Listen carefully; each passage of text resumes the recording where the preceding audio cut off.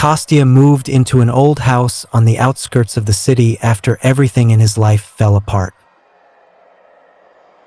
A divorce, loss, and the unrelenting feeling of emptiness led him to believe he needed a fresh start.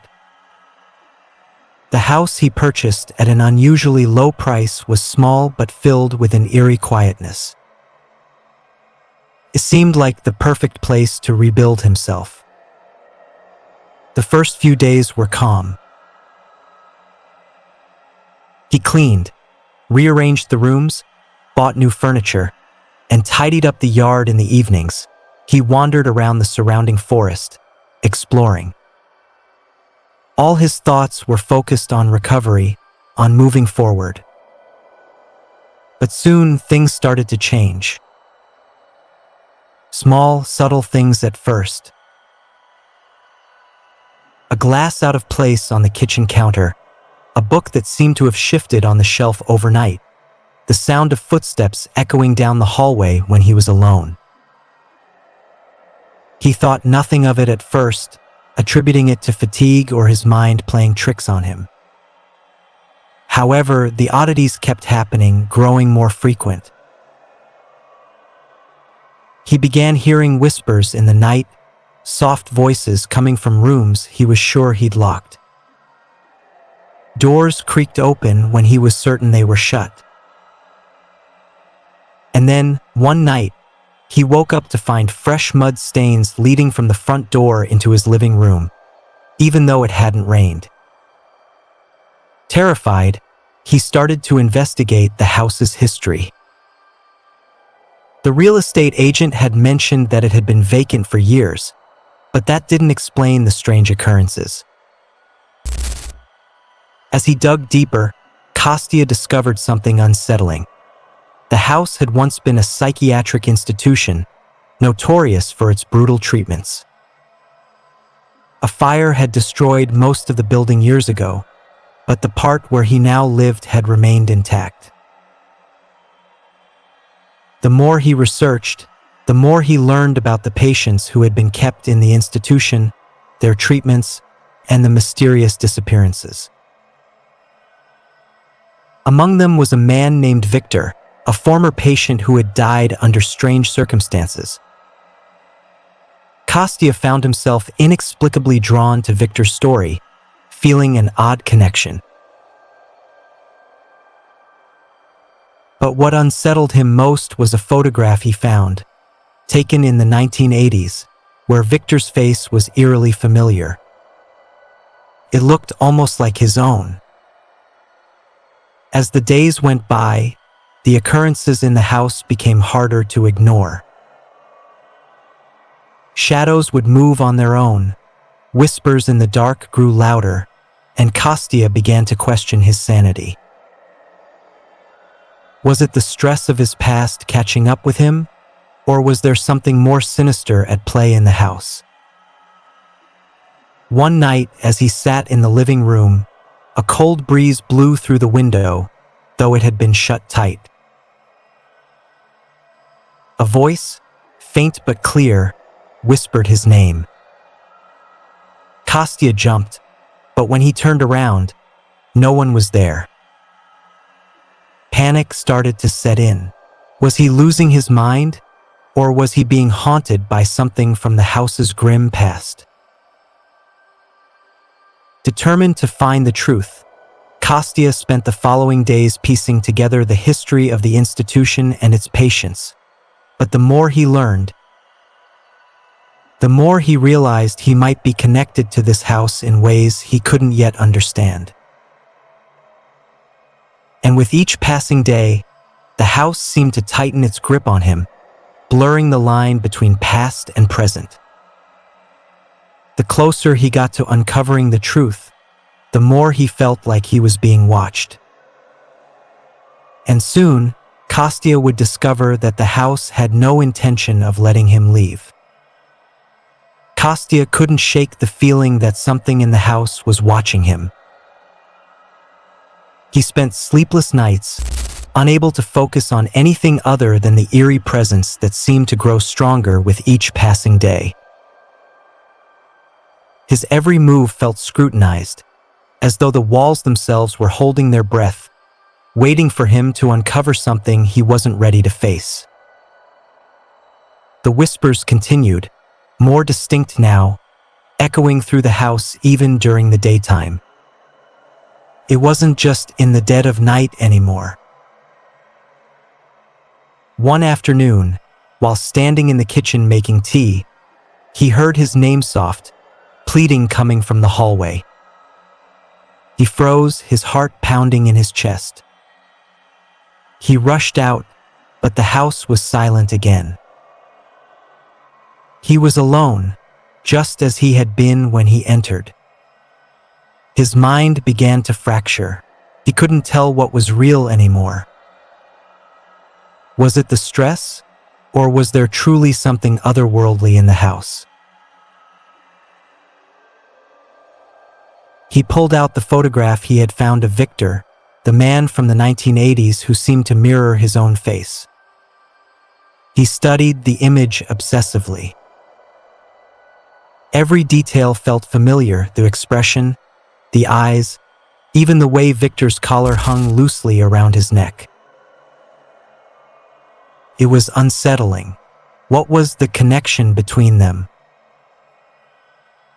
The next day, Kostya decided to return to the local archives, hoping to find more about Victor's past.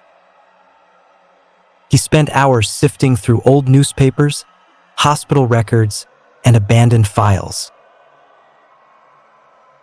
It was there, buried in the middle of a stack of brittle papers, that he found it, a medical report describing Victor's supposed final days at the institution. The report was chilling. According to the document, Victor had been part of a controversial experiment that involved using isolation and sensory deprivation to induce extreme emotional states, testing whether these experiences could push a person beyond their limits.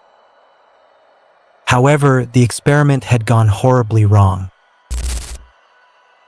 Victor had been exposed to what the doctors described as unnatural phenomena, hallucinations, and terrifying visions that caused his mind to snap. The report concluded that he had disappeared on the night of the fire, though there were no signs of his body in the wreckage. Kostya's blood ran cold as he read the final lines. Subject believed to have crossed into another state of existence, somewhere between this world and the next. The same eerie sensation that had been creeping over him for days now surged through his veins. Could Victor still be here? Could the man who had suffered in this place still be lingering in the shadows, trapped in a cycle of torment? Determined to find answers, Kostya returned to the house, his mind racing. The moment he stepped inside, he felt the temperature drop. A strange, unnatural chill crept up his spine. The house was silent, almost too quiet, as if it were holding its breath. He walked through the rooms, the whispering voices growing louder, sharper, until they filled his mind, blocking out everything else. Suddenly, a figure appeared in the hallway. It was indistinct, flickering in and out of focus, but Kostya could see the shape of a man, his face obscured by shadows.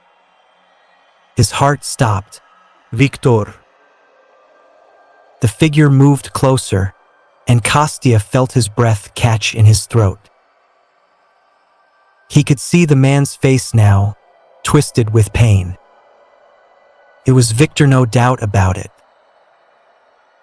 But his eyes were hollow, empty, like two dark voids, staring straight through Kostya.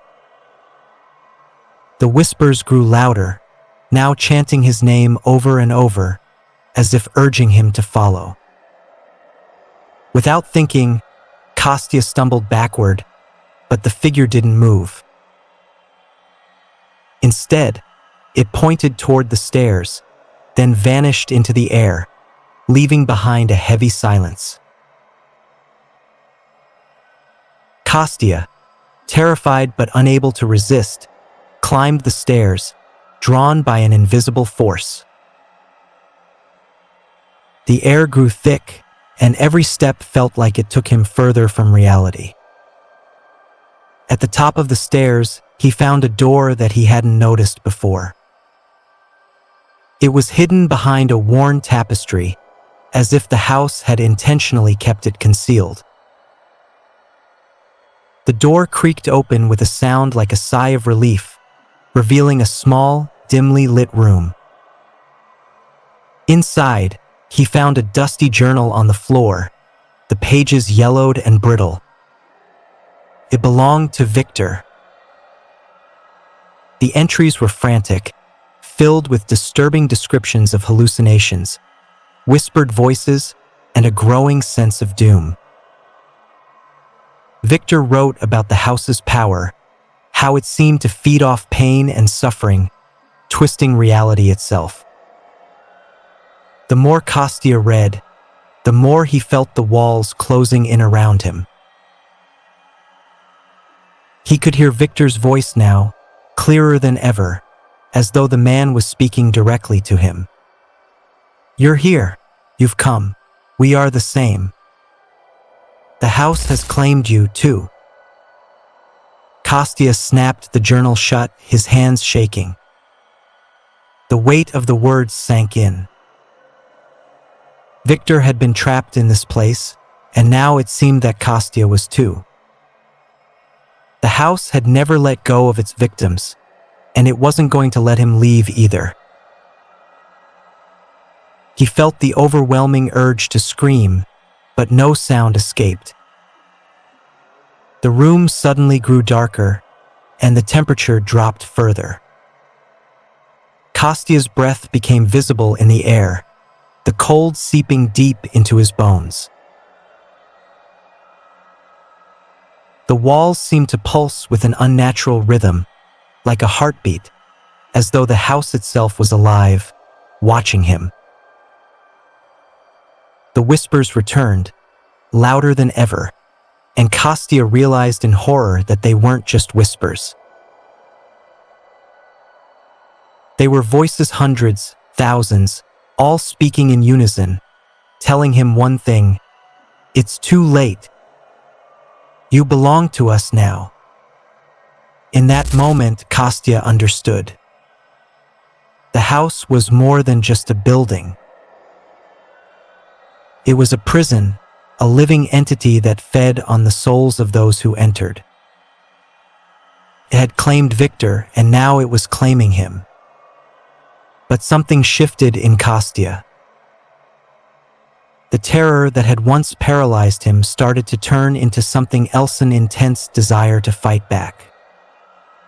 He wasn't just going to give in. He wasn't going to let the house win. With newfound determination, he slammed the journal onto the ground and ran for the door.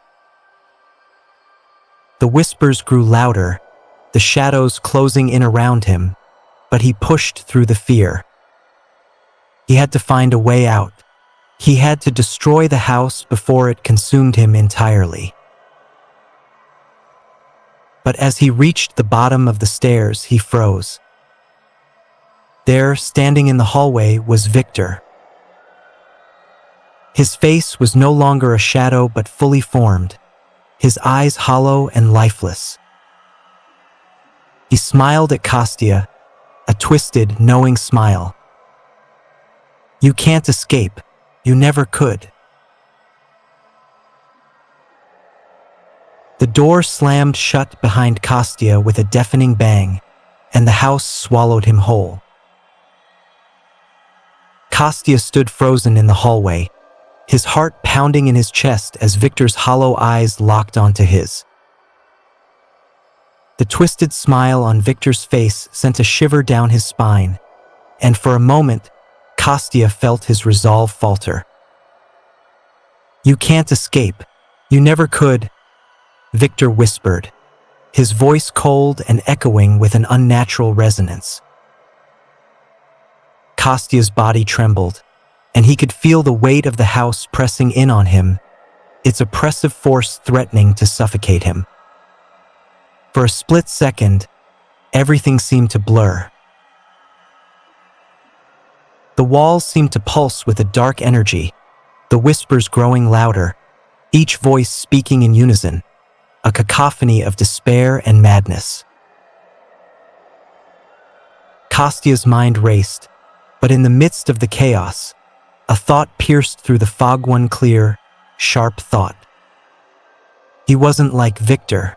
He hadn't come here seeking answers to anything that wasn't his business. He had just wanted to forget, to start fresh, but the house had dragged him into its web. The question now wasn't how to escape, but how to destroy the house before it destroyed him, too. With every ounce of strength, Kostya turned on his heel and ran. He didn't care about the whispers, didn't care about the shadows that seemed to stretch toward him. He had one goal, the fire that had destroyed so much of this place years ago. He needed to burn the house to the ground, destroy the source of its power. He ran down the stairs, past the ghostly figure of Victor, who didn't move but only continued to watch him with that knowing smile. As Kostya approached the front door, he saw at the dim light of the furnace room the source of the fire that had once ravaged the building. If he could ignite it, it would destroy the very core of the house. He shoved the door open, and the heat hit him like a wave. He didn't stop to think. He grabbed the nearest bottle of kerosene he could find and began pouring it onto the wooden beams, the walls, the floor. His hands shook violently, but he didn't stop. The house had been fed by pain, by despair, by the suffering of those trapped within it. Now it was time to starve it. As he worked, he could hear the walls groaning around him, the floorboards creaking under the weight of something much older than time itself. The whispers were back, louder than ever, but this time, they were different. They weren't trying to stop him. They were screaming in terror, as if they knew what was coming. Kostya struck a match, his hands trembling. For a moment, the light flickered in the air, and he could have sworn he saw faces distorted, twisted faces peering at him from the darkness. But he didn't hesitate. He threw the match onto the kerosene-soaked wood, and in an instant, the flames exploded, engulfing the room. The house screamed. It wasn't a noise he could hear with his ears, it was more like a feeling, an oppressive weight pressing against his chest. The fire crackled and roared, but it wasn't enough. The house wasn't dying, it was fighting back. The walls shook violently, the floor splintering beneath his feet, but Kostya didn't stop. He ran for the front door, the flames licking at his heels, but just as he reached the threshold, a cold hand gripped his wrist. He spun around, his heart leaping into his throat. It was Victor, his face now a grotesque mask of anguish, his eyes wide with a silent scream.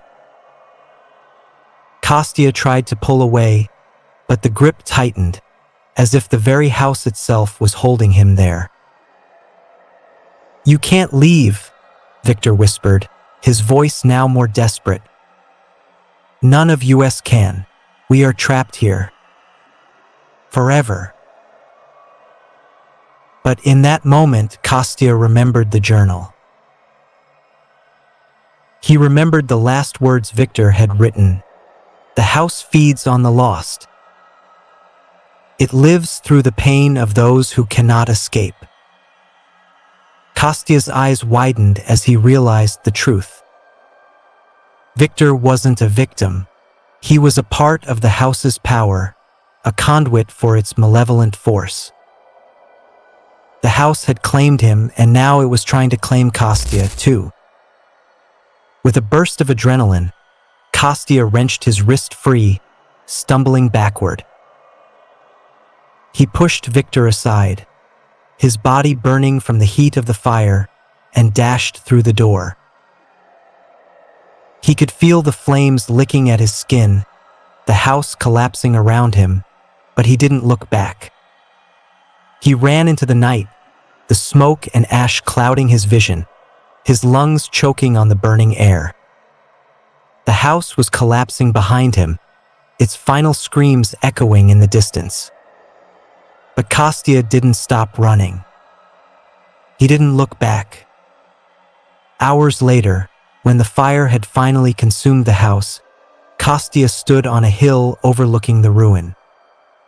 The flames had died down, leaving nothing but smoldering rubble. The house was gone, but the darkness still lingered in his mind, the echoes of Victor's face, the whispers in his ears, and the relentless sense that he had never truly escaped. The house was destroyed, but its curse, he realized, wasn't bound to the walls of that old building. It was in him now, in his very soul, and it would follow him wherever he went.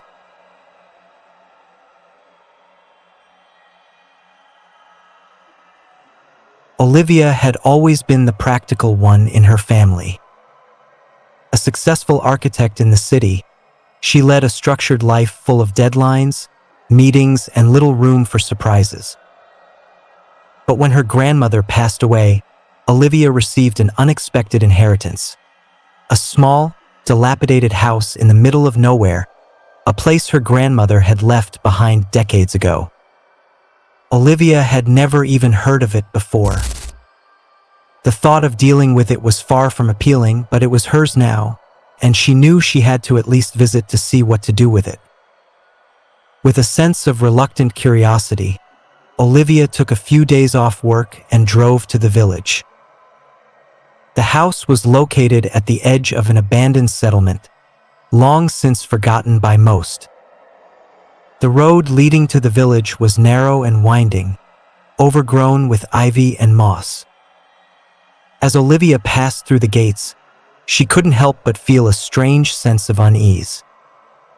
The village seemed empty, not just abandoned but forsaken. The houses were falling apart, and the air was thick with silence. At the center of the village stood a large, crumbling church.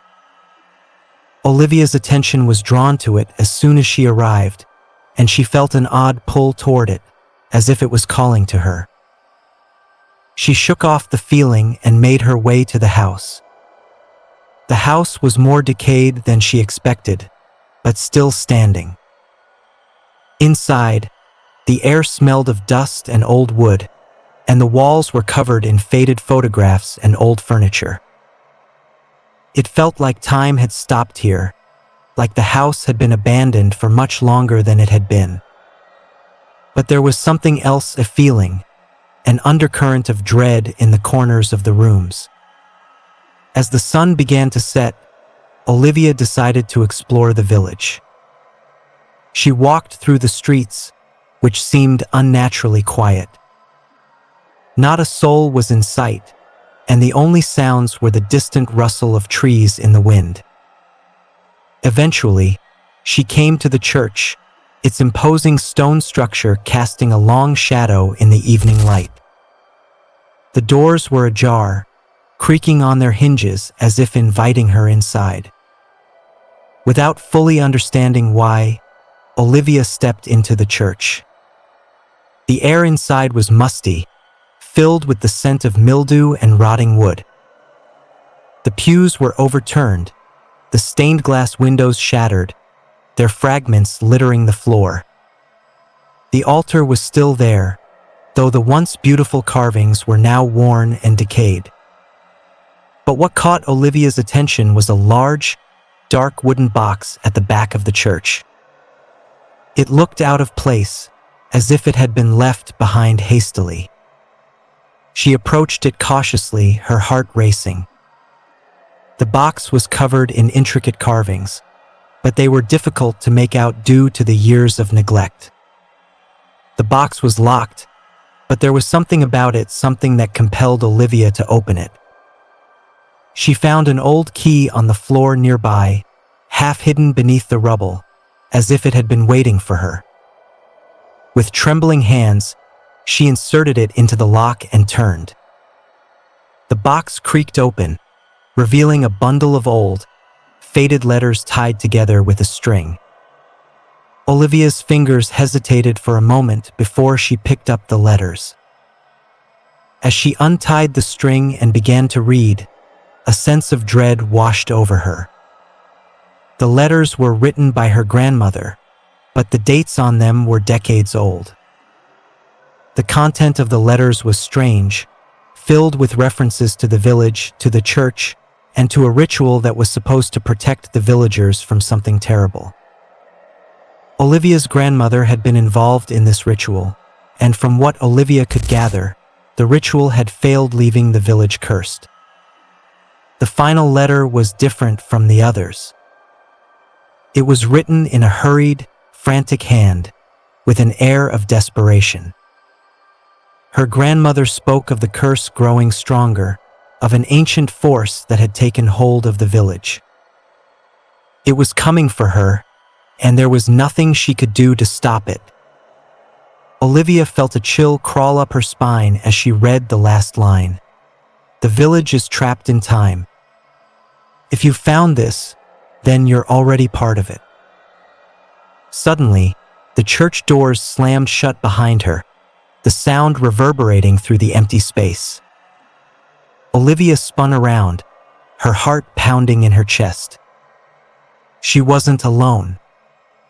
From the shadows emerged figures, pale, gaunt, and motionless. They were villagers, or at least they once were. Their eyes were lifeless, and their faces twisted in expressions of pain and sorrow. They didn't move, but Olivia could feel their gaze on her, cold and accusing. The whispers began, faint at first, then growing louder. The voices were unintelligible, but they carried an unmistakable feeling of warning. Olivia's breath quickened. The letters, the box, her grandmother's involvement, all of it was coming together in a terrifying realization. The curse wasn't just a story. It was real, and she had just walked into its grasp. The figures began to move slowly toward her, their eyes never leaving her face. Olivia backed up, but her foot caught on a loose stone, sending her stumbling backward. The floor cracked open beneath her, and she fell through, landing in a dark, underground chamber. The air in the chamber was thick and suffocating, the walls lined with more of the same eerie carvings that had been on the box. In the center of the room stood a stone pedestal, and atop it, a strange, glowing orb. The moment Olivia's eyes locked onto the orb, she felt something pull at her. It was as if the very air around her had thickened, and the ground beneath her feet had turned to quicksand. She tried to move, to scream, but no sound escaped. The villagers above her began chanting, their voices now clearer, each word a part of some dark incantation. A shadow loomed over Olivia as she was drawn toward the orb. She realized too late that she was the next part of the ritual. The village wasn't just trapped in time, it was feeding off the souls of those who entered, keeping them bound to the land forever. As the darkness closed in, Olivia's last thought was of her grandmother. She had come here to escape, to close this chapter, but now it seemed as though the village had claimed her as its final offering. The curse would live on. As Olivia's body was drawn toward the glowing orb, she could feel the pulse of the village itself, as though the earth beneath her was alive. The walls of the underground chamber began to hum, and the chanting of the villagers above grew louder, their voices filling the space like a twisted symphony. Olivia's mind screamed for escape, but the pressure around her was too great. Just as the orb's light intensified, she saw a flicker of movement from the shadows. Someone was standing in the doorway of the chamber. It was a figure, cloaked in tattered robes, their face obscured by a dark hood. The figure stepped forward, and the chanting abruptly stopped. Silence fell over the room, thick and heavy, as if the very air was holding its breath. "Leave her be," the figure commanded in a voice that reverberated through the chamber. It was deep and resonant, yet strangely calming. Olivia's body froze in midair, the invisible force gripping her loosening, but still holding her in place. The orb's glow dimmed slightly, as if acknowledging the presence of the figure. The villagers above continued to watch silently, their hollow eyes fixed on the scene below. "Who are you?" Olivia's voice broke through the suffocating silence, barely a whisper. She could barely believe what she was seeing. Was this person part of the curse, or something else? The figure stepped closer, raising a hand to reveal a silver pendant, a pendant she instantly recognized. It was the same pendant her grandmother had always worn. Her grandmother's voice echoed in Olivia's mind, a faint whisper from the past. Speaking of someone who had once protected the village from the curse, someone who had gone into hiding after the ritual went wrong. "I am Amen," the figure said, lowering the hood to reveal a weathered, familiar face. Olivia's great-uncle, the one who had disappeared years before her grandmother's death. He had been thought to be lost to time, just another casualty of the village's curse. But here he was, alive and yet somehow not. "You are the last of the bloodline," Amen continued. "The only one who can break this cycle." Olivia felt her heart stop in her chest. "What do you mean? How can I break it?" "My grandmother." "Your grandmother tried, but she failed," Amen interrupted, his eyes dark with sorrow. "The ritual, the curse, it's stronger than we thought. And now the village will claim you too, just as it claimed her. But you are the last hope, Olivia." Olivia struggled against the pull of the orb, her mind racing. "What do I have to do?" Amen extended his hand toward her. "You must take my place. The ritual requires a sacrifice, but not just any sacrifice, someone with the blood of this village in their veins. Your grandmother was the last guardian, but she could not escape. Now the orb has chosen you, Olivia. You have no choice." Fear gripped her heart, and she looked back at the villagers above. Their eyes glinted with hunger, but something in their expressions had changed. They weren't just spectators. They were waiting. "You must choose," Amen said, his voice soft but firm. "You can join them or you can break the cycle. The orb will not release you without a decision." Olivia's mind spun as the reality of the situation hit her. If she allowed herself to be absorbed into the ritual, the curse would claim her, and the village would continue to trap the souls of those who entered. But if she tried to break the cycle, she would have to take Amen's place, becoming the next guardian of the village's twisted fate. The weight of the choice pressed on her, but one thing became clear: the village had already claimed her grandmother. She couldn't let it take her, too. "I will not join them," Olivia said, her voice shaking but determined. "I will end this." Amen nodded, as if he had expected this. With a sudden, fluid motion, he stepped toward the pedestal and placed his hand on the orb. The orb's glow pulsed, responding to his touch. For a brief moment, everything went still, the energy in the room crackling with tension. Then, without warning, Eamon's form began to flicker, as if he were becoming part of the air itself. His body twisted, his features warping and distorting, and in a final, agonizing moment, he dissolved into the air, leaving behind only the pendant that fell to the stone floor. Olivia's heart pounded in her chest, and before she could react, the chamber around her began to shift. The stone walls groaned, and the floor beneath her feet cracked open. The villagers above began to move again, but this time, they weren't walking, they were floating, drawn toward the orb, which now blazed with a brilliant, otherworldly light. Without thinking, Olivia reached out, grabbing the pendant. She could feel its power, its weight in her hand. The air seemed to shift, the atmosphere around her thickening. The orb's light dimmed slightly, as if recognizing the change. It was then that Olivia realized her great-uncle had made her the new guardian, but it wasn't just a sacrifice. It was a responsibility. She had to protect the village now. But there was a way.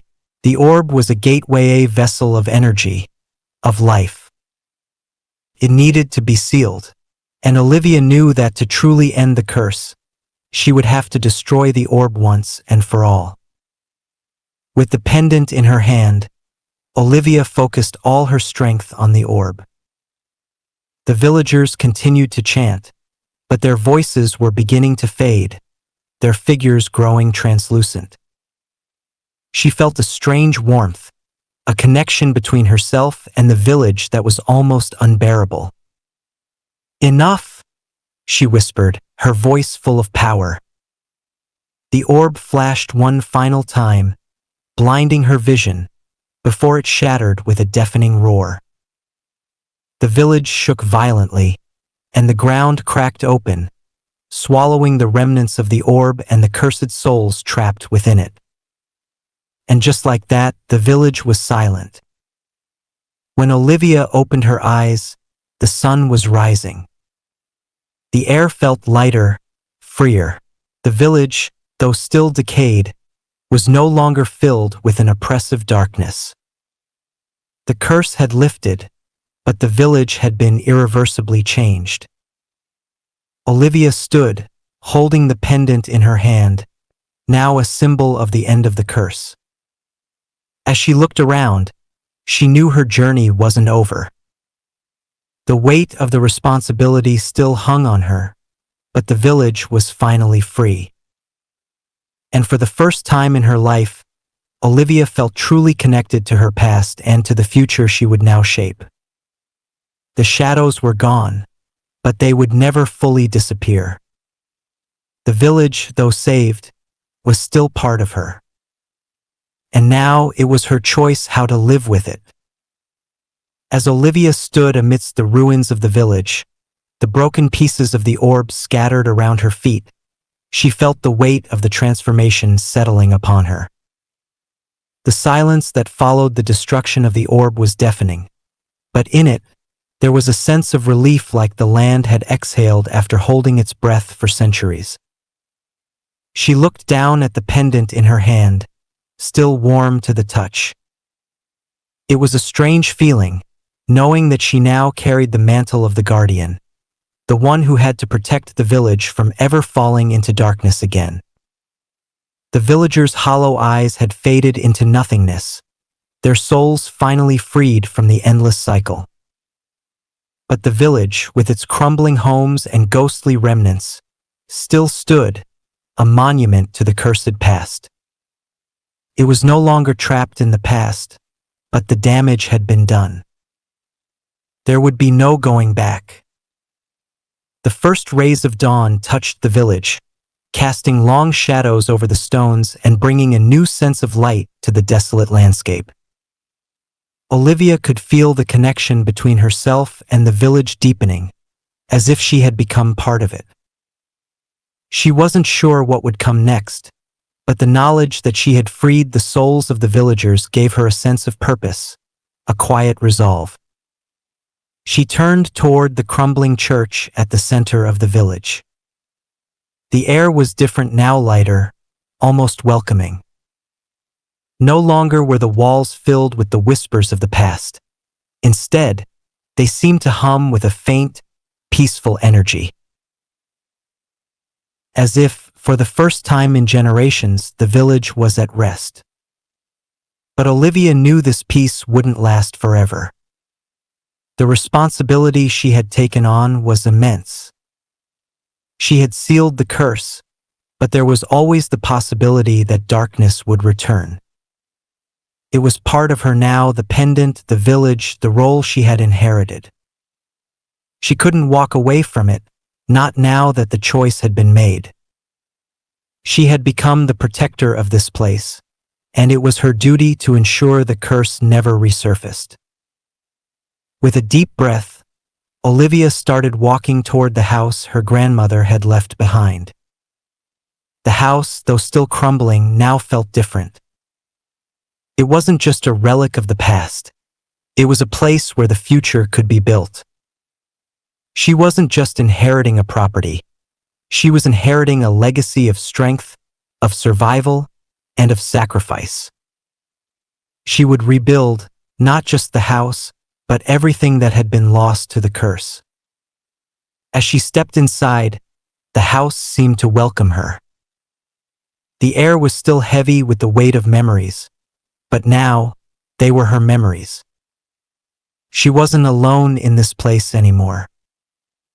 Her grandmother's spirit, the spirit of those who had lived and died here, lingered, but now they were at peace. She could feel it, the warmth of their presence. Olivia knew that, like the village, she too would change. The journey ahead wouldn't be easy, but she was ready. The past had shaped her, and now she would shape the future. The village, though scarred, was no longer cursed. It was her responsibility to ensure it remained free. And as she stood there, the pendant still warm in her hand, Olivia understood the true meaning of her inheritance. It wasn't just a house or a piece of land. It was a story of survival, of sacrifice, and of hope. She would carry that story forward, and for the first time, Olivia knew that she had truly come home.